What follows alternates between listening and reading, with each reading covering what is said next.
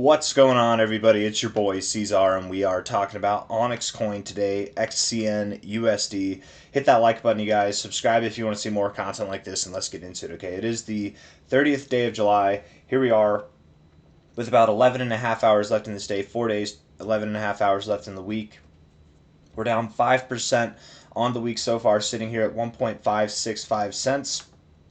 Looking at it on a daily time frame, we really haven't gone anywhere. We're just in this same area. We're down a little bit today, 2.2%, and perhaps we do move a little bit lower. It is very possible. You know, I'm teetering back and forth between this notion. I'm sure it's getting annoying, but just looking at this here, it really does seem like we want to break through this area. And I want to look at the short-term stuff again, see if anything's changed, but we're just not getting the positive reaction that you had the prior two times, and that makes me think we're going to get a different reaction this time. And I don't think that that means we're going below this low or anything like that, or going to the depths. I mean, you never know, anything can happen, but I would think that it means that we go a little bit lower at the very least, right? So let's look at that real quick.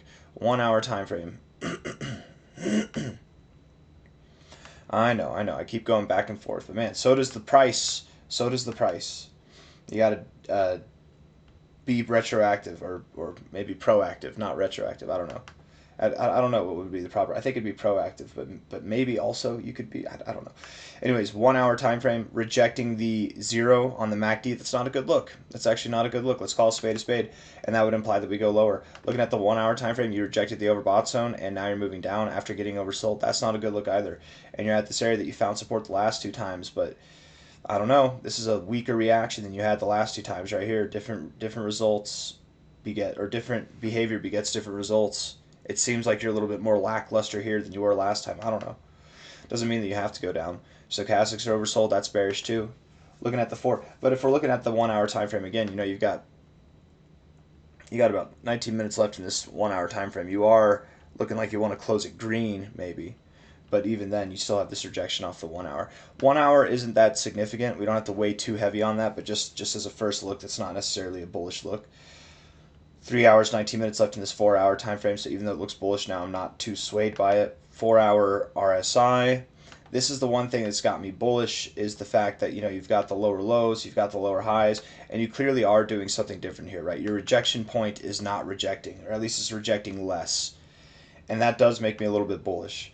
But this bounce off the 40, this double bottom off the 40, turning into rejection off the 50, that's not a good look in itself. Taking away this whole perspective, just looking at it for what it is here, I don't like that reaction, right? It looks deconstructive still here. So with that lower high, you would assume you get a lower low, and what, you go to the oversold zone, maybe you go into the oversold zone, you get a double bottom, something like that. You know, any of those outcomes, getting to the oversold zone might take you, and it should take you below this low here, or at least to this low.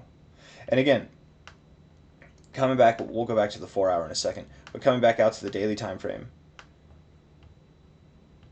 just because I'm saying you're going to break this trend line doesn't mean I'm saying you have to go below this low.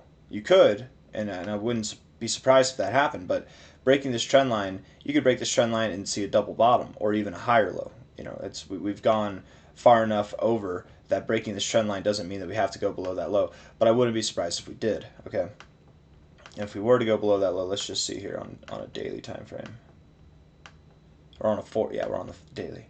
Low to high. Oh, no.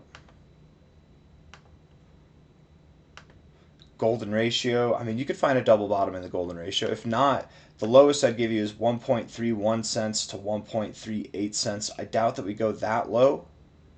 I really don't think that we go below this low here.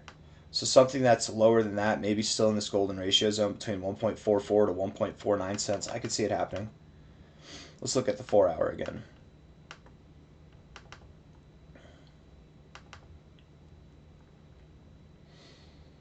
The 4 hour MACD isn't really giving us much. You rejected here, you turned it green, that was looking good, but now you're starting to get a red reading. I don't know, not good.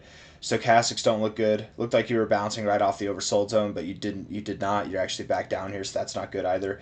And the RSI, again, rejecting the 50. All these good things that we had like 12 hours ago, they're just gone now, right? You've moved down enough over the last 12 hours where it's actually made that big of a difference. And again, I did say that in my most recent video, even though I took a more bullish stance on the last video that I made. I did say that the one thing that had me concerned was this thing here. This rarely, sometimes it's the simple stuff, man, that you just got to stick to. because this aspect rarely fails me, right? You bounce here, you bounce there, and then it's a weaker reaction here. You're likely going to break this trend line. You'll find support above this low. You'll find support below this trend line, somewhere in here, and then you'll rally, right? So once you break the trend line, that's actually, it's kind of counterintuitive, but that's not always the case, but typically that's what I normally see. So I do expect that we go lower. Do we go below this low or not? I don't really think it's relevant, right? We're not going to go down too much. If we're looking at the current price here, you know what? We drop 4%. We drop 10% at the most, something like that, and then we start to rally. Today's not the day, unfortunately, but maybe tomorrow will be the day, and or sometime next week could be the day. Maybe we don't get this end of month, and it's looking like we're not going to get this end of month rally that I've been calling for all damn month. We had the beginning of month rally and end of month dump back down to the beginning of the month is what it looks like. We still are consolidating in this area, right? Lower lows, lower highs, still consolidating in this area. We do have a bull flag here. I would think that when we break out, it takes us all the way up to 5 cents and beyond. We're going to go to 5 cents, 8 cents, 15 cents, and inevitably 26 to 32 cents by the end of this move. I do believe that this move will reach full maturity in September now rather than August, but time will tell. I've got nothing else for you guys. I hope you enjoyed the video. If you did, hit the like button. Subscribe if you want to see more content like this. Thank you all for being here. And just be patient. Have patience. Have faith. Do your research, right? If you're having a hard time holding OnyxCoin, I'm assuming the only people that are having a hard time holding OnyxCoin right now are the people who are just waiting on the pump. They don't know anything about OnyxCoin, but they're waiting on the pump. Read about OnyxCoin. Read about it. Discover things about it, and tell me if that doesn't boost your conviction. I'll see you on the next one. Take care. Bye-bye.